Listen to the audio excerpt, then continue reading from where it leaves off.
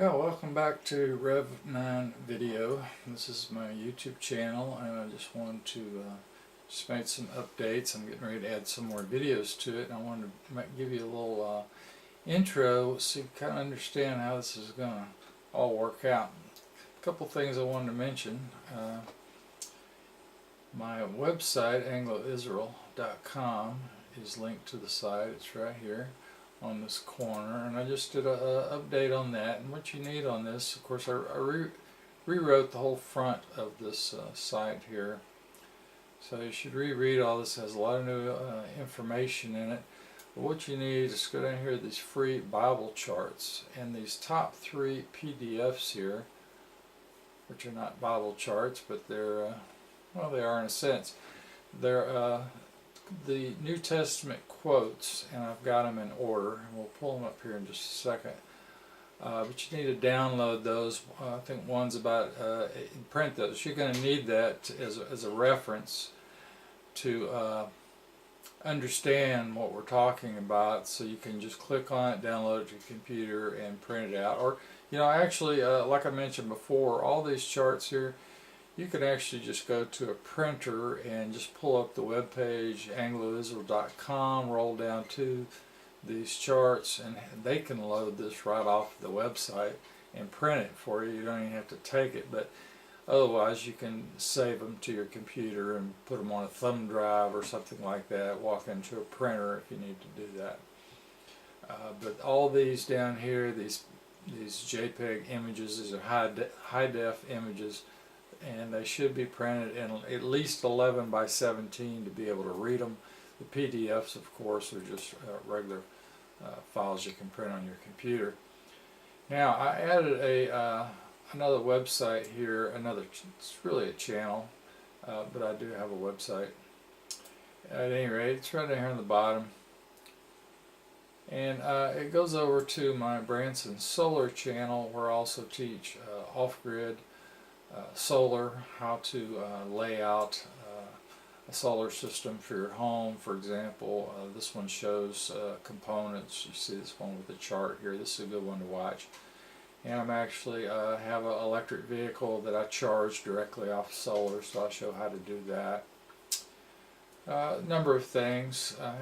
This is a Polaris Ranger, and I took that apart and redid the batteries on it, so I'll show how to update that and then make it where you can charge it off a solar system. Then I have a bunch of other things. Actually, there's a better picture of it there. I have another number of other things on here about solar lighting, rocket mass stoves. That's really just a great thing. It's getting one of these BioLite. This BioLite, everybody should have one of those. It's just an amazing thing to have, and the way it works. So you should look over there. Then I get into cameras. I used to do cameras, security, locks, all that kind of thing. So I cover a lot of that stuff. I don't get into guns and all that. It's just basically survival type things. A lot of this stuff people should really have anyway, just as a backup. A little stove that burns wood as a backup.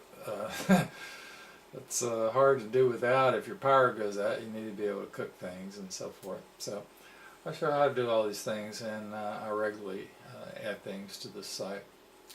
So I'll send you over there.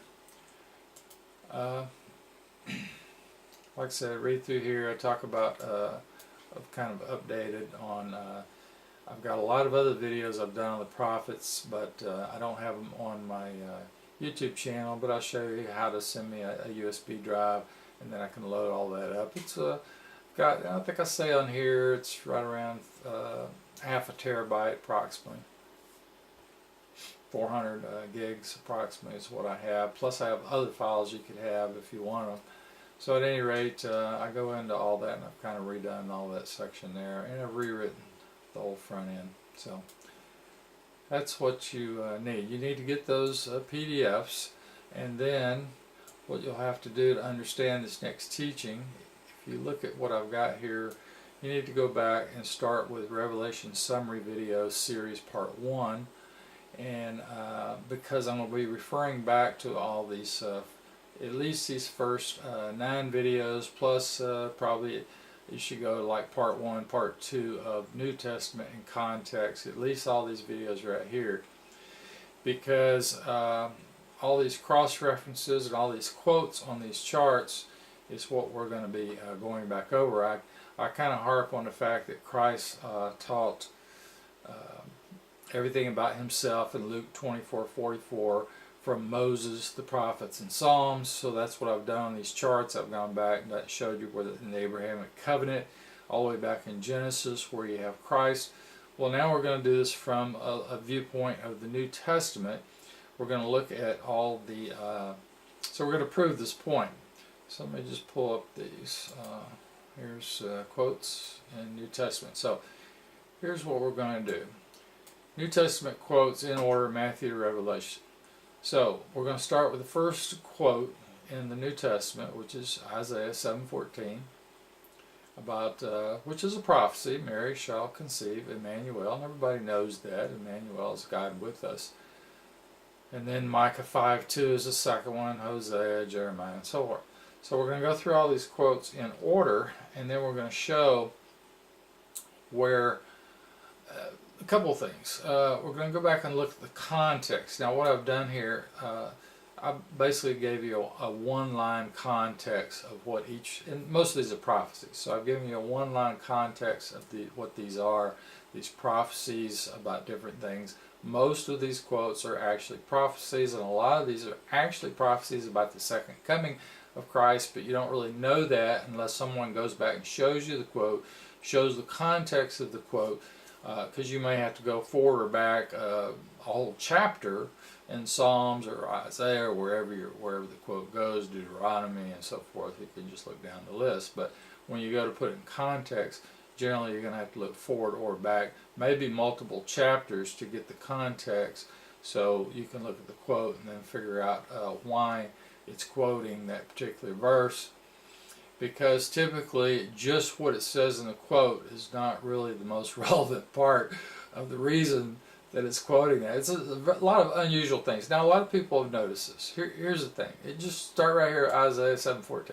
Everybody's looked that quote up, and you notice that just right in the middle of a conversation Isaiah is having with King Ahaz, all of a sudden he quotes this, or he makes this prophecy about woman conceiving Emmanuel, which is a future prophecy about Christ, but it has no connection to what Isaiah is saying to the king. Of course, the king has no idea what Isaiah is saying. And in fact, I'm sure Isaiah has no idea what Isaiah is saying. It was just something that Christ and the Spirit gave Isaiah, and it's in the text, and there it is. And Isaiah probably didn't really have a clue what it was, but he said it under the Spirit of Christ, and so that's how we got it. And a lot of these are the same way, and you're gonna find out that a lot of these quotes in the New Testament were inserted by the Spirit of Christ into other things where they really don't fit the context of the Scripture in that part of the Bible. So we're going to see a lot of that. We're going to see a lot of the most important quotes as we go through the Bible that. And I label this out. You need to go to the end. Let's just go down there because you need to go down here and get these acronyms. The acronyms are at the very end. 12T equals 12 tribes. So I didn't want to spell all this stuff out end times. I just put ET, JTB for John the Baptist. And this SSS for Christ, the shield, the stone, or the rock. So this is one of the most important parts of the whole Bible right here. Christ the shield. Now, if you went over my teaching before Christ the rock, then you know he also was called the shield. That's how they, or Melchizedek is where it started in Genesis 14. And then that's Melchizedek speaking in 15:1, which he calls himself the shield, which is really the Redeemer. So that's where that idea started. And he's also called the scepter. So here, Christ, Genesis 15:1, he's also in chapter 14 as Melchizedek, but then in 49:10 and 24, which are prophecies to the 12 tribes, he's mentioned as the stone, Christ the stone, and the scepter, the scepter of Judah, which we all know about that. Most of us have been taught those things, but we don't necessarily know where all this is, and we don't know about Christ the shield, which is one of the most important things. So I've also pointed out Jews against Christ and Jews for Christ, because there were two groups of Jews. I mean, one group believed on him, and that's in prophecy. So that's the other thing about a lot of these prophecies and a lot of these quotes that are quoted by even by Christ himself. He goes back and tells you that this is all prophecy. The Jews that rejected Christ at the time of Christ, that's actually prophecy in Isaiah and Psalms and other places. And we're going to see all of those connections.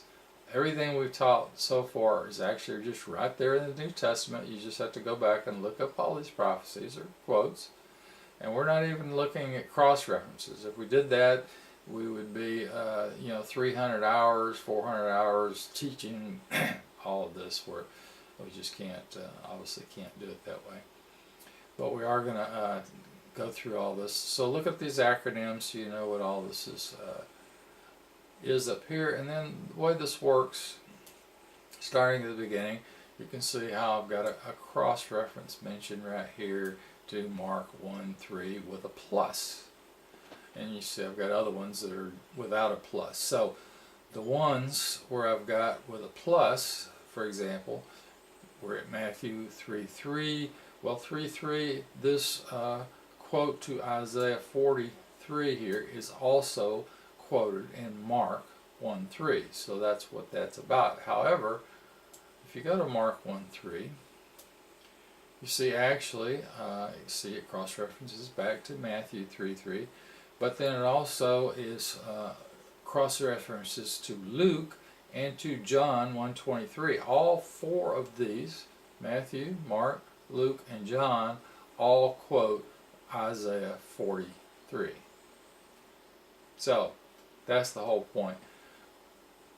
So at the very beginning, so down here, in other words, I don't repeat what Isaiah 40 verse 3 is. At the first time we see Isaiah 43, I give you a compilation of what that prophecy or what that verse is about, the context of the verse. So it's two things. John the Baptist, prophecy of John the Baptist, which everyone knows, but it's also, if you read it a little bit farther, that chapter 40 starts out really talking about Christ is unveiled to the 12 tribes at the end time. So that's actually an end time prophecy with John the Baptist prophecy of the first coming inside of a prophecy of the second coming, and I've mentioned this multiple times already. You have prophecies, in other words, a separate prophecy. So John the Baptist prophecy is a separate prophecy within a prophecy of the second coming of Christ, and we're going to go over that and explain all that. So it's going to take quite a lot of videos, but I just wanted you to get the feel for what we're going to do, show you what this is going to look like, and then basically we're going to sum up everything I've already showed you in all these other videos. So if you haven't looked at the videos when I refer to the chart and what was taught, you'll just be at a complete loss. We can't go back over all those charts and teach everything that we've already taught. I can only refer to the chart and what we've taught, and you have to have already watched the video, so you got it. You can't go over it again. In other words, we can only go over this in this teaching in this order. Now, I've also done these prophecies in the reverse order. And here, let me show you what I'm saying. The Old Testament quotes in order, Genesis to Malachi. So in other words, these are all of the verses in the Old Testament that are quoted in the New Testament, but I turned them around and started from the first verse that's quoted, Genesis. So Genesis 2:2 is quoted, 2:7, all that. All these verses are quoted over in the New Testament, but here I show you on this chart this order, and then I link back to the verses. For example, Genesis 2:24 is quoted in Matthew 19:5. It's also in Ephesians, and it's also in 1 Corinthians 6:16. So the point is, the same verse in the Old Testament is quoted 3 times. In some places it's 8 times or more. So that's very Christ the stumbling stone. We'll scroll down. We'll look at that. But it's just amazing. See, I couldn't find that this has ever been done before. So I went ahead and did this. It's a whole different concept going through these quotes in order, and then looking up. The important thing about this is, here's what you get from this. When you're reading the New Testament, you don't necessarily realize that Matthew 19:5 and Ephesians 5:31 and 1 Corinthians 6:16 are all in the same context. These are all connected. So when you're reading Matthew 19:5, you should look over and look at Ephesians 5:31 and 1 Corinthians. You should look at these verses, because all these are teaching the same thing. The point is, they don't always have the same wording. They'll quote the same verse, but they'll say different things sometimes. And it's just amazing when you go look them up and you realize that, well, it said one thing over here about that, but over here it says something else, even though it's quoting the same verse. And then the other point about that is, in Matthew or Ephesians or whatever, when you're over here in Ephesians, well, you might be reading Ephesians 5, and then you notice some of these, especially like Hebrews, you might have 5 different quotes to different places in the Bible, all within one context of one little point that's being made in Hebrews, for example, and it quotes 5 or 6 or 7 different verses throughout the Bible, but all those are the same context. They're all the same argument that's being made.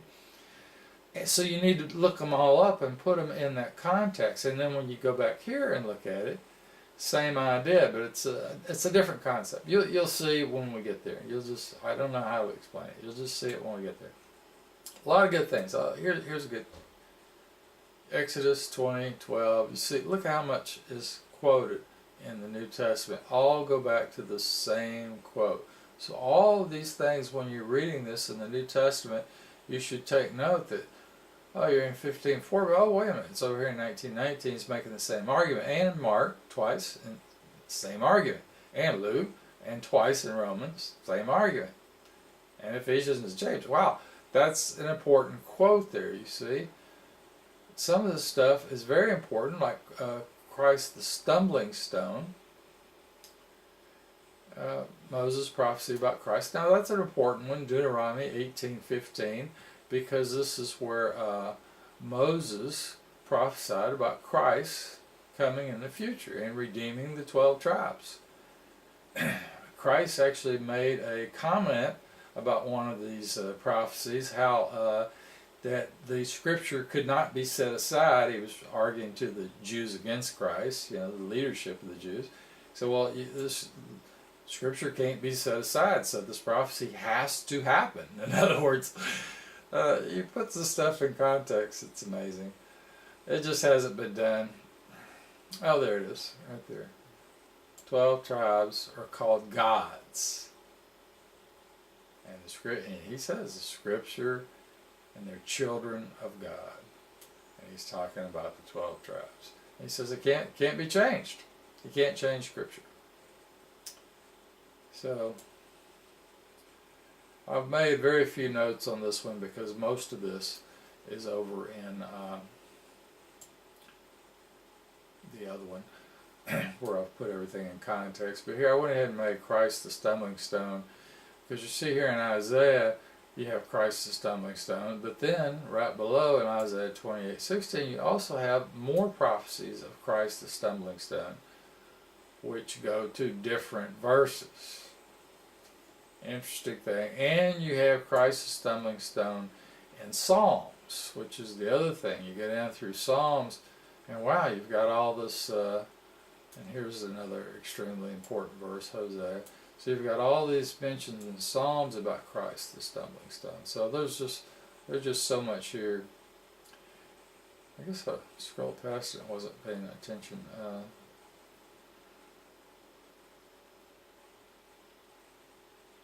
This is Psalms. Okay.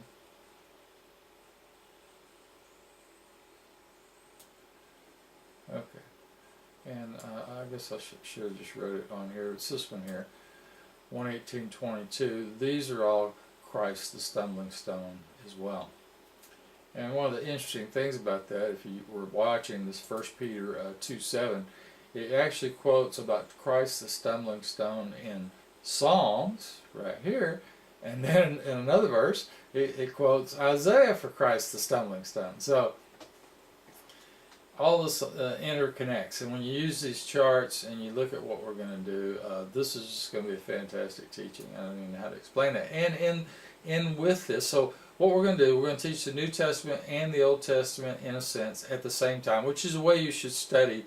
You should have, that way it puts because everything in the New Testament is not new. It all connects to the Old Testament. Everything, cross-references, quotes, all the things in the New Testament are just things that came out of the Old Testament. All he's doing is just going through, putting the Old Testament in context, and he's telling you he's going to come again and all that kind of thing. But he didn't actually do that until the last 40 days. So that Luke 24:44, that was his last 40 days on earth where he actually, that's when he got into the teaching about the second coming of Christ. He didn't teach that until that time. So that's why there was so much confusion. He didn't teach it to the leaders of the Jews that ran the synagogue. He didn't tell them. He could have told them, well, hey, I'm going to die and come back, second coming in the future. He didn't tell them all that. He didn't explain why he was not fulfilling those prophecies about himself. He was telling them about the prophecies. He wasn't fulfilling the prophecies. So they had to reject him.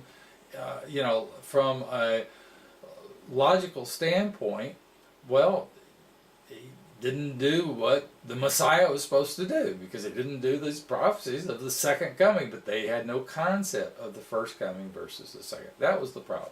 That was the confusion. I don't know if anybody's really explained that very well, but we're going to see it because Christ quoted some of that stuff.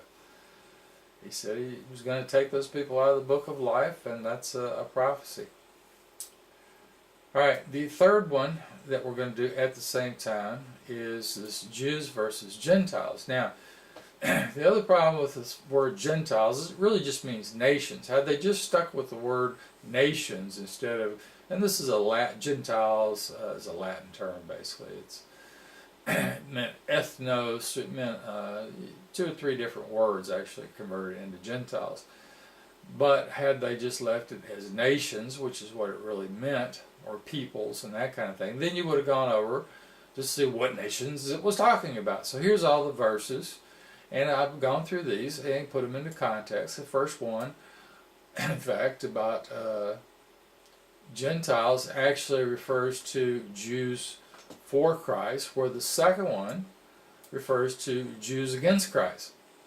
So that's the leadership, and the first one is really the people that were just the lower class here that saw him healing people and that kind of thing, and they believed on him. They didn't really know necessarily all the prophecies and all of that, but they knew the concept of the Messiah. They were expecting the Messiah to come. They had no idea when or where or how it would come about, but they knew about those prophecies. They were taught all the way back into Genesis, for example, which we're going to see because they're in the New Testament. They're quotes, so we're going to see all that. At any rate, so I've gone through here. I've added a couple things at the end. Also, Zerah Judah. Here's something no one really explains. Zerah Judah, but those are Jews, because you had Phares and Zerah. That's like the third verse of the New Testament, I believe. And then, so I've got a few little acronyms I had to add at the bottom here. Zerah Judah versus Phares. The dispersion was the 12 tribes. And they were spread to Spain and beyond. We'll see that in, I think it's Acts. LSHOI, lost sheep of the house of Israel, and then non-12 tribes as non-Israelites. That didn't save me a whole lot, but whatever. I got it all on the chart. The remnant, of course everybody knows what that means. So here you go. Matthew, Mark, Luke. These are all the verses, Gentiles, Acts, and Romans, which have the most, so I stuck them over there, and then we go back to 1 Corinthians, Galatians, Ephesians, down to Revelation. And then I'm going to go through each one of those and show you the context and why it would be Jews for Christ, Jews against Christ, or it would just be referring to the 12 tribes as a whole, or maybe just the house of Israel, and so forth. Whatever it refers to, I will identify it and show why it only refers to those. But the point is, it refers to people in three contexts. Jews, as in the ones that either accepted him, which became known as Christians. They went on to call themselves Christians, but they were still Jews or Israelites, part of the 12 tribes. And then they went to their kindred and took the message of Christ to their kindred, which we're going to prove beyond a doubt that they did exactly what he told them to do in Matthew 10:5. Go to your kindred, lost sheep of the house of Israel. That's what he told them to do. That's what they did. And that's why Paul went to Spain and beyond. He actually went over to England. Well, what we know is England. It was called the 10 Isles at the time. That's where Joseph of Arimathea came from. He was a tin merchant from the 10 Isles, which we know as England. That's what the original name for England was, called the 10 Isles. So you had Hebrews over there. Hebrews were in Spain. Spain used to be called the Iberian Peninsula, and Iberia, everybody knows about the Jews in Spain. And Iberia, if you just look up the word Hebrews, it's Iberi, which is where we get Iberian Peninsula. So it was the peninsula of the Hebrews, land of the Hebrews, however you want to look at it. And then they went over and into England and Ireland and all that kind of thing. So, and then up to Sweden, Denmark, all that. So that's how it all happened. We know about the migrations of the Hebrew people. If pastors say they don't know, they haven't. Of course, they haven't studied anyway, so it really doesn't matter. They should be looking at this. So hopefully, we'll speak it enough. You can show it to your pastors. So there's 3 charts here. You need all 3 of those. It's about 14 pages, something like that. Print those out, and then you'll have that to refer to, and then go through those Elisha Revelation Summary Series Part 1 up through the end of that, and then maybe New Testament Context 1 or 2, something like that, so you can get the gist, because we're going to continue from there. And I guess that's kind of covered it all. And then however many videos this takes, I don't know. But hopefully you'll join us for this, and sign up to the channel and subscribe to it here. You always got the subscribe button.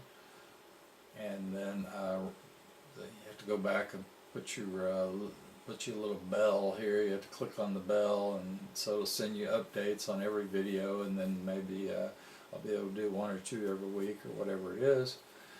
And this will be a real exciting teaching, but it'll be a compilation of all the videos that we've taught. I kind of left off in Matthew 23. It was kind of getting stale there, talking about the Jews against Christ. But when we get done with this, we'll pick back up with Matthew and go on through the New Testament. But I don't know that we'll even have to.